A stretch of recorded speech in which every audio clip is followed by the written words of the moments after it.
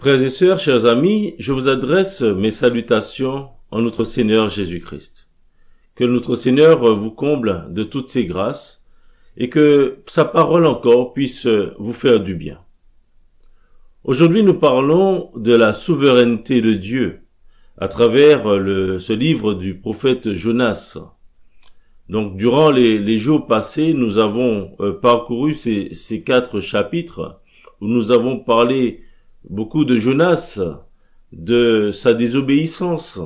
Nous avons parlé du fait qu'il a confessé son péché, de Jonas dans la détresse lorsqu'il était au bord du précipice, prêt à se noyer, et Dieu a envoyé ce grand poisson pour le délivrer. Et Jonas qui, après, a fait des vœux à l'Éternel, et le Seigneur a permis qu'il retrouve la terre ferme.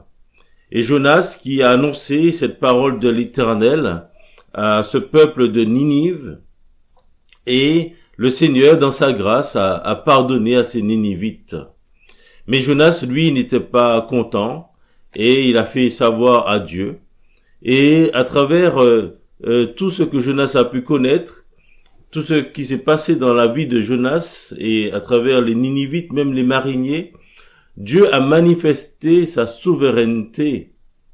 Et lorsque nous parlons de la souveraineté de Dieu, cela désigne le pouvoir libre et illimité de Dieu qui exerce un contrôle absolu sur le monde et sur l'histoire. C'est la manière dont Dieu exerce son règne sur sa création.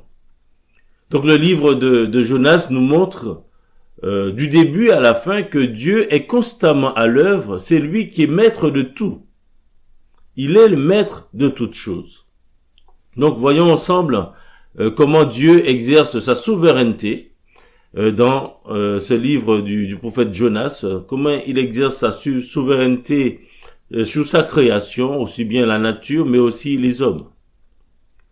L'Éternel, le Dieu souverain, voit ce que font les hommes. C'est ce que nous pouvons découvrir dans ce livre. Il n'est pas indifférent à ce qu'ils font de bien ou de mal.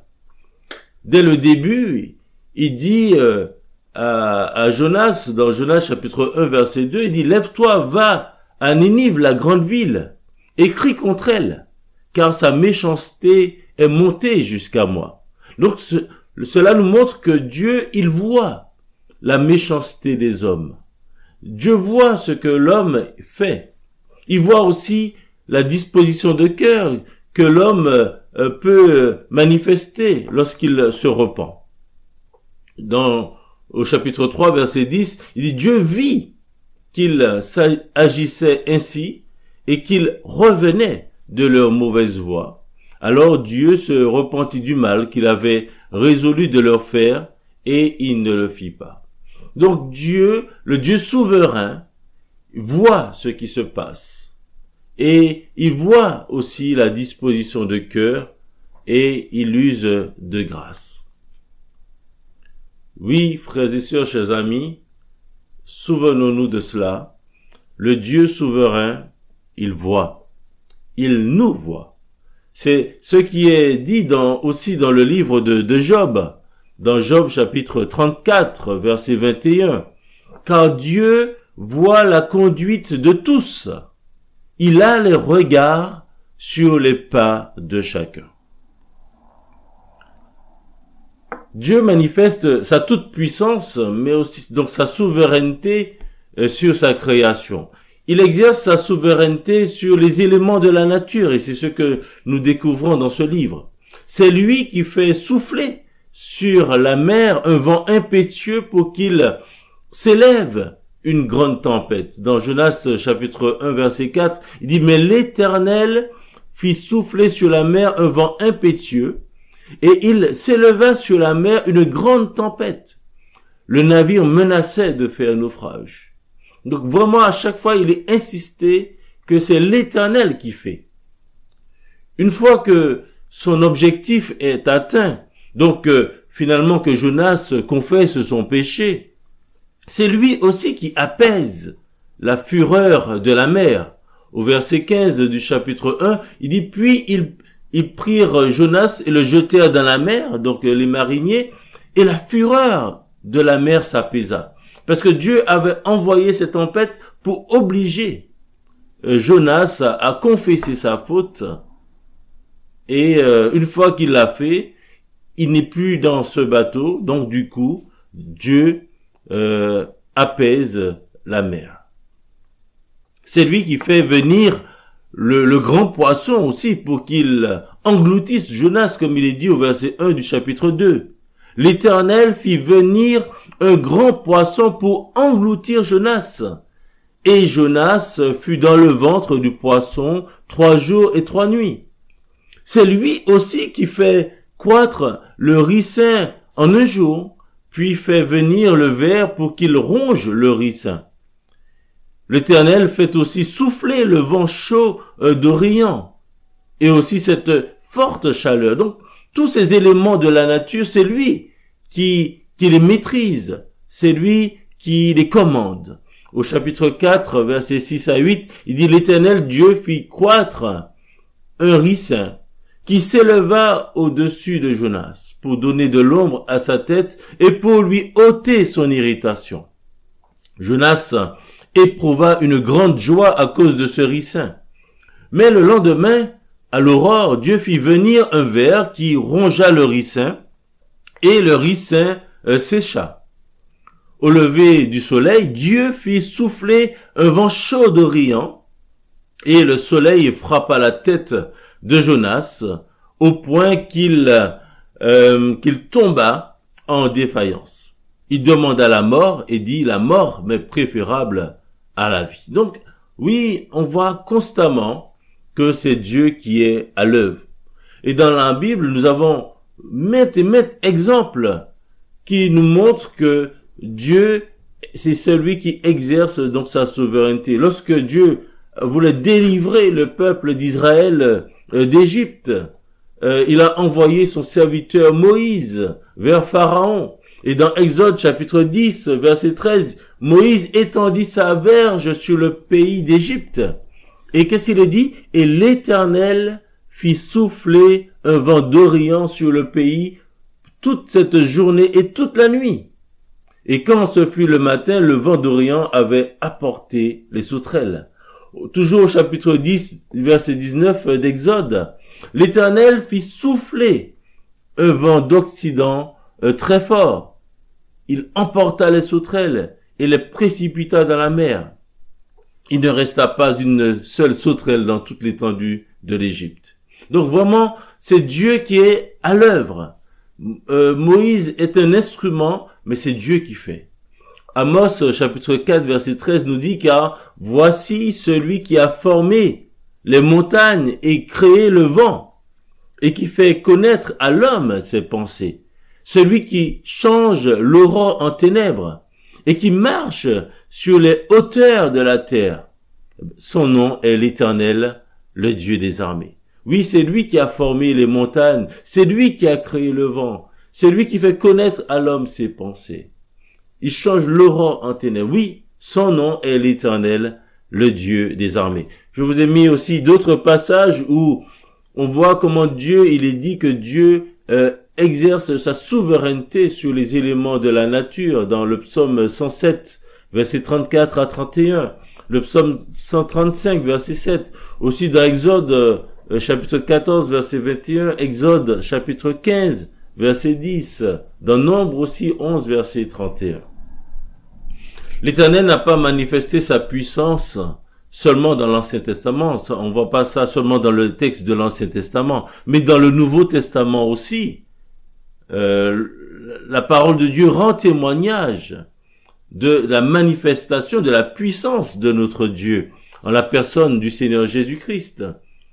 Jésus a aussi montré qu'il est le Dieu souverain il a montré sa souveraineté sur les éléments de la nature à plusieurs reprises. Souvenez-vous que lorsqu'il a apaisé la tempête dans Matthieu chapitre 8, verset 24 à 27, il a marché sur les eaux dans Matthieu chapitre 14, verset 22 à 33. Oui, donc le Seigneur Jésus a démontré sa divinité.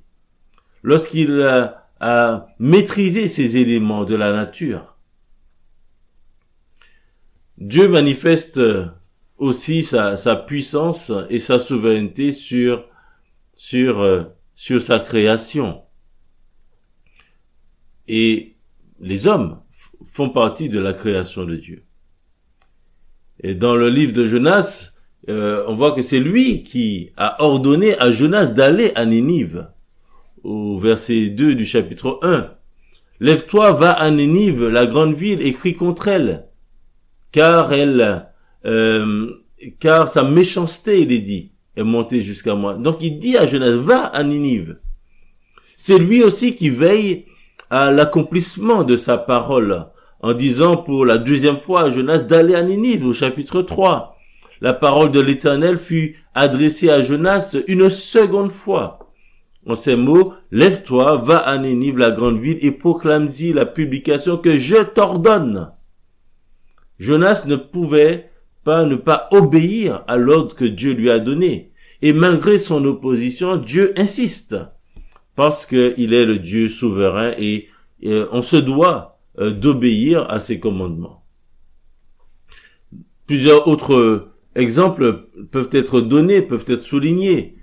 Ce qui nous montre que c'est Dieu qui donne ses ordres à l'homme et qui l'appelle aussi pour son service et qui attend de l'homme qu'il accomplisse sa volonté.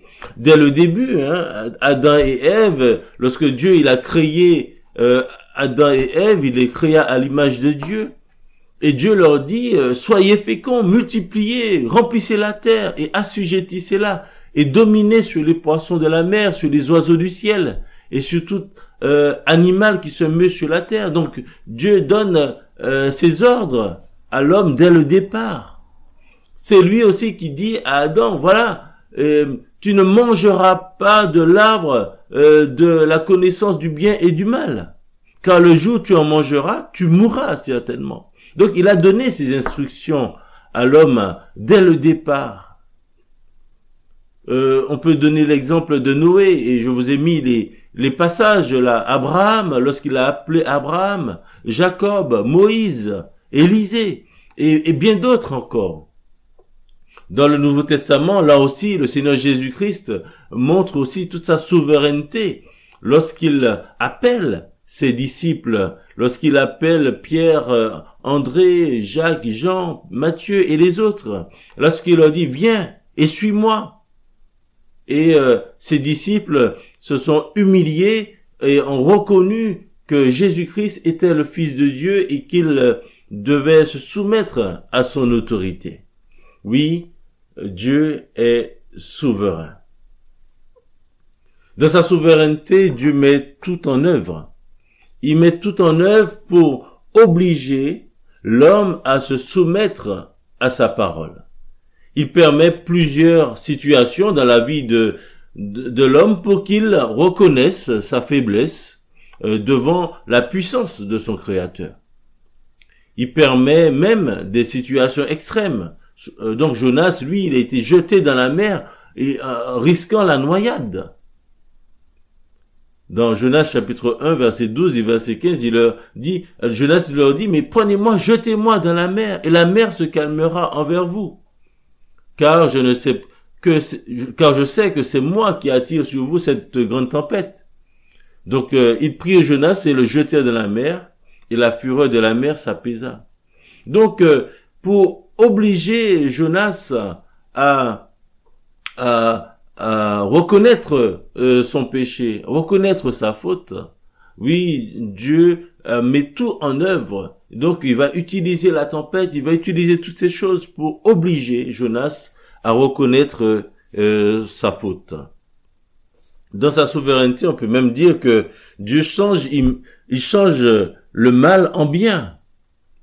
Parce que sans vouloir justifier la désobéissance de Jonas, nous voyons que l'Éternel manifeste sa puissance à travers donc les éléments de la nature pour aussi amener les marins, ces mariniers à s'humilier devant lui et reconnaître que c'est lui le seul vrai Dieu. Et les mariniers s'humilient devant le Seigneur et confessent que le Dieu de Jonas, c'est lui l'Éternel qui fait ce qu'il veut. Donc Dieu va même utiliser la désobéissance de Jonas pour amener ces hommes que si Jonas n'était pas dans le bateau, ils n'auraient pas connu l'Éternel aussi de cette manière. Donc, au chapitre 1, verset 13 à 16, qu'on peut lire, il dit, ces hommes ramaient pour gagner la terre, mais ils ne le purent parce que la mer s'agitait toujours plus contre eux. Alors, ils invoquèrent l'Éternel et dirent, ô Éternel, ne nous fais pas périr à cause de la vie de cet homme et ne nous charge pas du sang innocent. Car toi, Éternel, tu fais ce que tu veux. Puis, ils prirent Jonas et le jetèrent dans la mer, et la fureur de la mer s'apaisa. Et ces hommes furent saisis d'une grande crainte de l'Éternel, et ils offrirent un sacrifice à l'Éternel et firent des vœux. Donc, Jonas a pu témoigner que son Dieu, c'est l'Éternel, c'est celui qui domine sur toute chose. Et donc, ces personnes se sont humiliées devant Dieu. Donc Dieu a même changé le mal, donc la désobéissance de Jonas, en bien la reconnaissance de ces mariniers du fait que l'Éternel est le seul vrai Dieu. Nous avons d'autres exemples et j'aimerais qu'on lise ces passages où Nebuchadnezzar, le roi de Babylone, qui va confesser, qui va reconnaître aussi la souveraineté de Dieu, alors que lui, il croyait être un Dieu. Il va s'humilier devant Dieu, et à 2 reprises dans ce livre de Daniel, il est parlé de cela. Et donc, j'aimerais que nous lisions ce passage de Daniel chapitre 3, versets 26 à 30. Daniel chapitre 3, versets 26 à 30.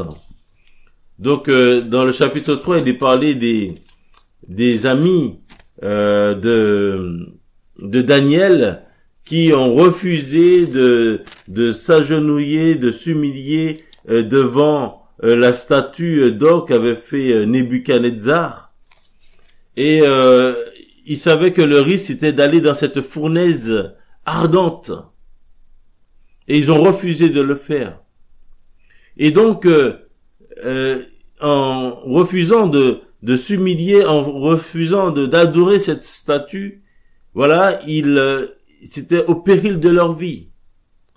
Et donc, ils vont se retrouver dans cette fournaise. Et voilà que Nebuchadnezzar, il est dit, il fut effrayé. Et donc, il va voir dans la fournaise, il dit, je vois 4 hommes sans lien qui marchent au milieu du feu et qui n'ont point de mal. Et la figure du 4e ressemble à celle d'un fils de Dieu. Donc, oui, il voit quelque chose d'extraordinaire. Ces hommes qu'il a mis dans cette fournaise sont là, ils sont vivants. Et bien, il y a un 4e avec eux. Et qu'est-ce qu'il va dire après, au verset 26, donc lisons ce passage. Ensuite, Nebuchadnezzar s'approcha de l'entrée de la fournaise ardente, et prenant la parole, il dit, Shadrach, Meshach et Abednego, serviteurs du Dieu suprême, sortez et venez. Et Shadrach, Meshach et Abednego sortirent du milieu du feu. Les satrapes, les intendants, les gouverneurs et les conseillers du roi s'assemblèrent. Ils virent que le feu n'avait eu aucun pouvoir sur le corps de ces hommes, que leurs cheveux n'avaient pas été brûlés, que leurs caleçons n'étaient point endommagés, et que l'odeur du feu ne les avait pas atteints. Nebuchadnezzar prit la parole et dit, « Béni soit le Dieu de Shadrach, de Meshach et d'Abednego, lequel a envoyé son ange et délivré ses serviteurs qui ont eu confiance en lui et qui ont violé l'ordre du roi et livré leur corps plutôt que de servir et d'adorer aucun autre Dieu que leur Dieu. Voici maintenant l'ordre que je donne. Tout homme, à quelque peuple, nation ou langue qu'il appartienne, qui parlera mal du Dieu de Shadrach, de Meshach et d'Abednego, sera mis en pièces, et sa maison sera réduite en un tas d'immondices, parce qu'il n'y a aucun autre Dieu qui puisse délivrer comme lui. Après cela, le roi fit prospérer Shadrach, Meshach et Abednego dans la province de Babylone. Oui, Dieu a montré que c'est à Nebuchadnezzar que c'est lui qui est Dieu. C'est pas Nebuchadnezzar n'est qu'un homme. Et Nebuchadnezzar va donner gloire à Dieu parce que il va reconnaître que c'est le Dieu de Shadrach, Meshach et Abednego qui est réellement le Dieu souverain.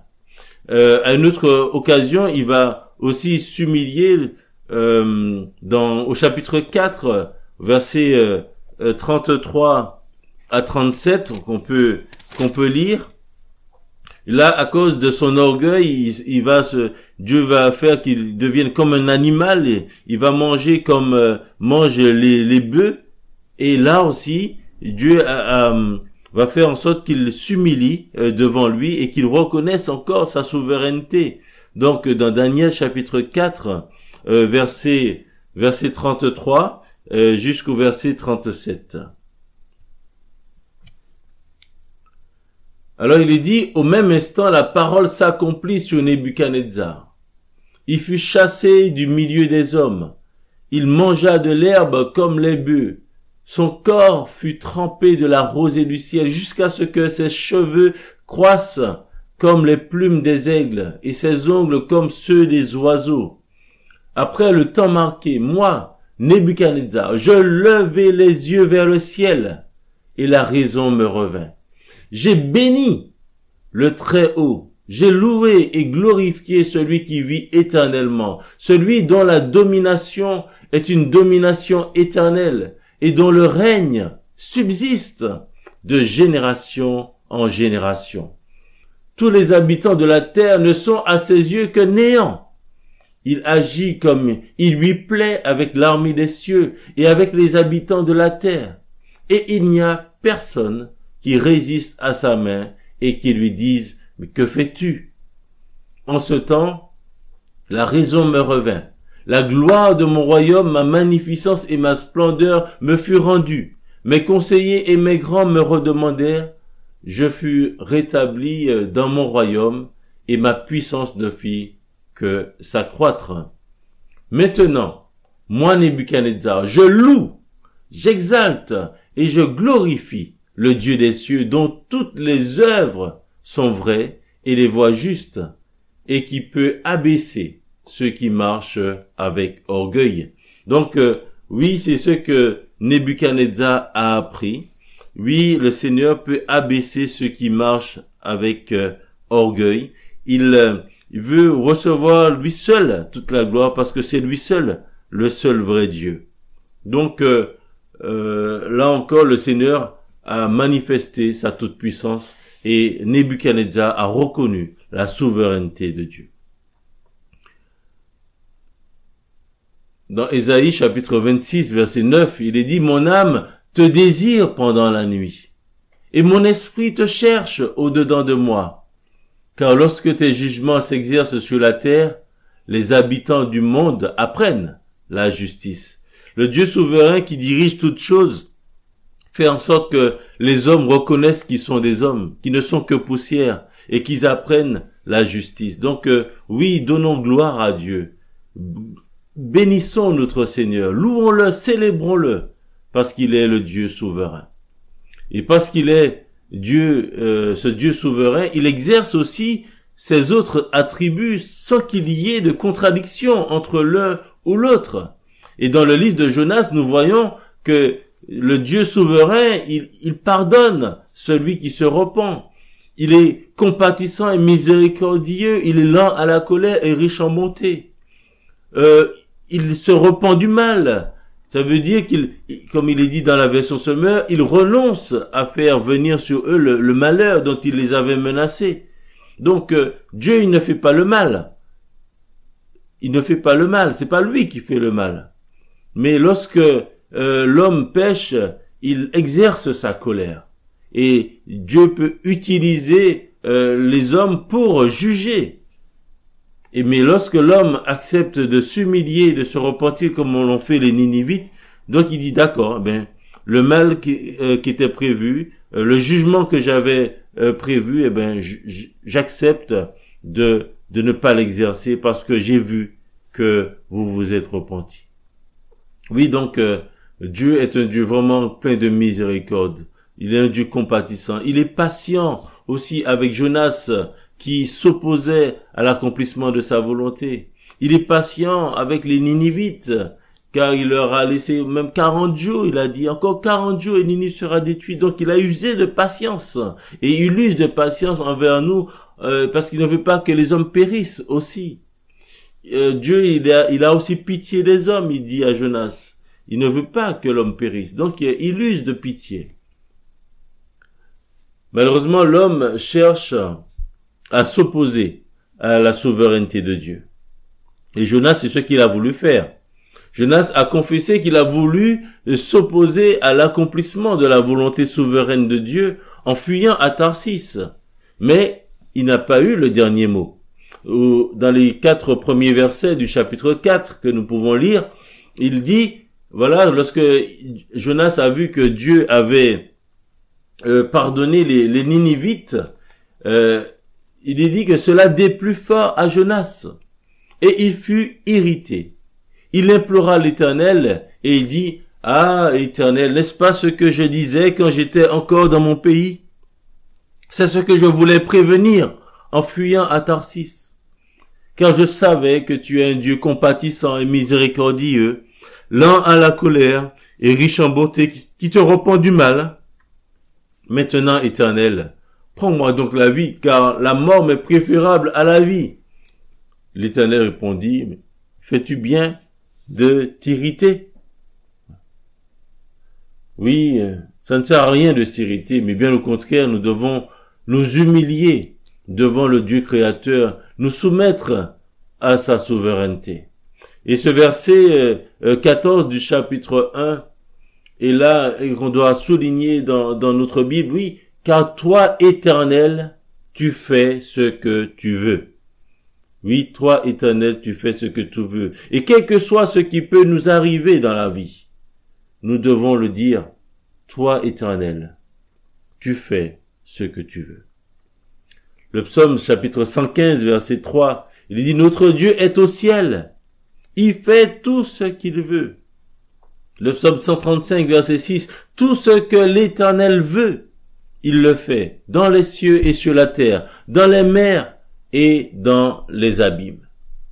L'Éternel est digne donc d'être adoré, car il est le Tout-Puissant, il est le Dieu souverain, c'est lui seul que les hommes doivent aussi invoquer. Et c'est ce que nous voyons dans ce livre de Jonas, c'est que le Dieu souverain est aussi à l'écoute de l'homme qu'il invoque.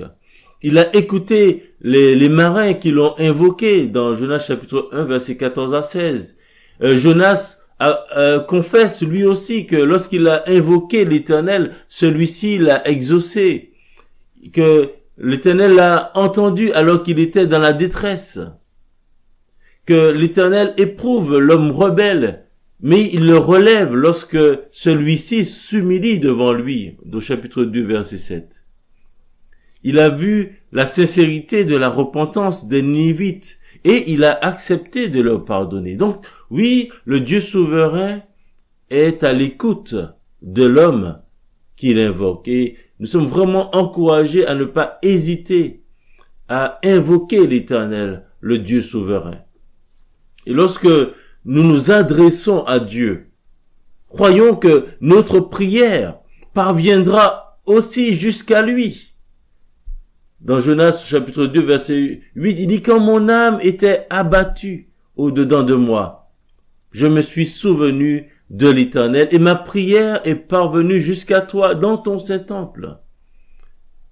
Et lorsque nous savons que Dieu a entendu que notre prière parviendra jusqu'à lui, en retour, que devons-nous faire si ce n'est d'offrir à Dieu nos sacrifices de louange et accomplir les vœux que nous lui avons faits, comme Jonas l'a dit au verset 10 du chapitre 2.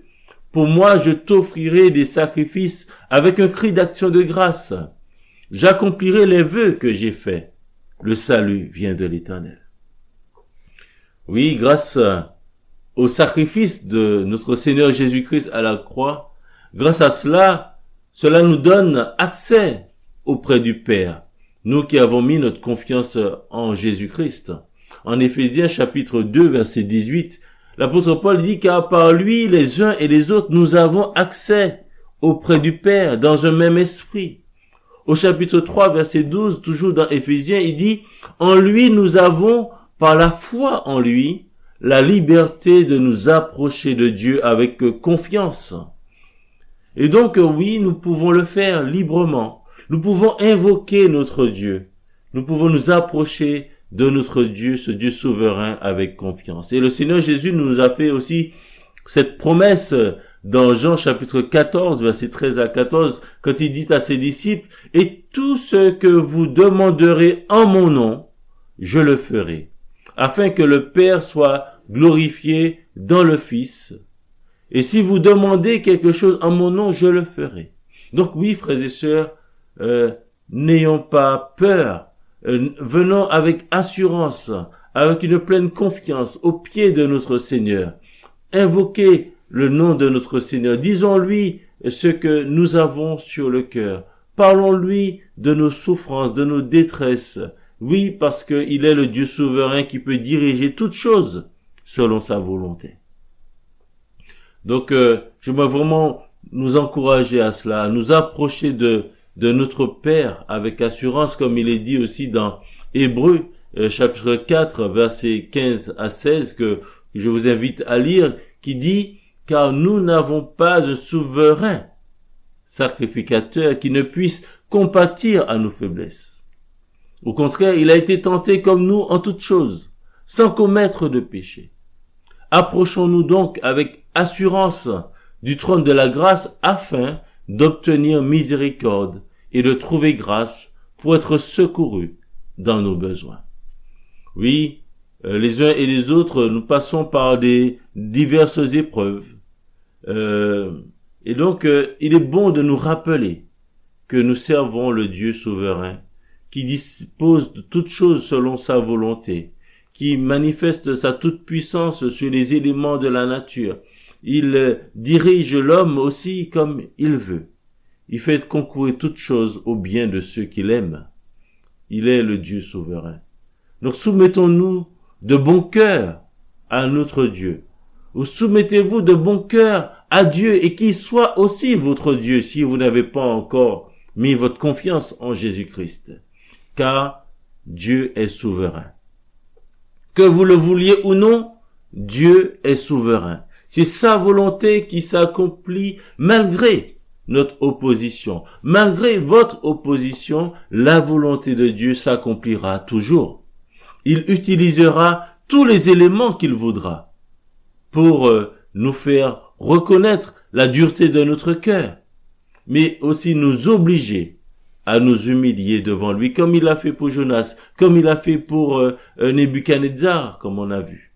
Donc confessons nos péchés, repentons-nous devant lui, car il désire aussi nous pardonner et nous faire grâce.